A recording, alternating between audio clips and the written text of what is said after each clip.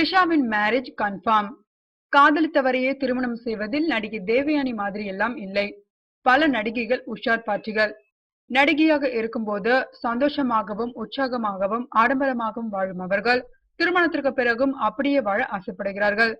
அதனால்தான் என்னவோ தொடர்ச்சியாக 4-5 படங்களில் சேர்ந்து நடிக்கும் நடிகர்கள் கூட காதலிக்க மூடு வராத நடிகைகளுக்கு எவ்வித அறிமுகமும் இல்லாத தொழிலதிபர்களை பார்த்தவுடன் முதல் சந்திப்பிலே தங்கள் மனதை பறிகொடுத்து விடுகிறார்கள்.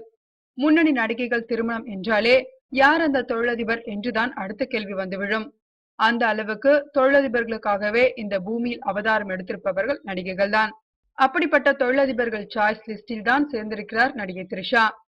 சென்னையை சேர்ந்த ரேடியன்ஸ் கட்டுமான நிறுவனத்தை நடத்தி வரும் வருண் மணியன் என்பவரை திருமணம் செய்ய சம்மதம் தெரிவித்திருக்கிறார் த்ரிஷா. சென்னை செனடாப் ரோட்டில் இருக்கும் த்ரிஷாவின் வீட்டில் இவர்கள் திருமண நிச்சயதார்த்தம் மிகவும் ரகசியமாக நடைபெற்றது.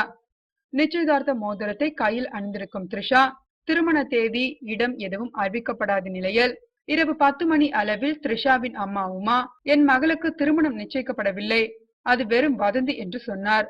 த்ரிஷாவும் தனது ட்விட்டர் பக்கத்தில் அதை உறுதிப்படுத்தியுள்ளார். அம்மாவும் மகளும் சேர்ந்து கொண்டு இப்படி ஒரு முழு பூசணிக்காயை சோற்றில் மறைக்கும் வேலையை செய்ய நினைத்தாலும் அது இப்போது வெட்ட வெளிச்சமாகிவிட்டது. ஆமாம், வருண் மணியனுடன் நிச்சயதார்த்தம் நடந்தது உண்மைதான் என்பதற்கு ஆதாரமாக அவருடன் த்ரிஷா கட்டிப்பிடித்து நெருக்கமாக நிற்கும் புகைப்படமும் மோதிரம் மாற்றிக்கொண்ட புகைப்படமும் இன்டர்நெட்டில் லீக் ஆகியிருக்கிறது. இதற்கு புறமும் எதுக்கு உண்மையை மறைக்கணும் என்று கேட்கிறார்கள் இந்த ரகசியத்தின் உண்மை நிலவரம் தெரிந்தவர்கள். இன்னும் சிலரோ என்னதான் வயதாகி கொண்டே போனாலும் த்ரிஷாவை தேடி வரும் பட வாய்ப்புகள் இன்னும் வந்து கொண்டுதான் இருக்கின்றன.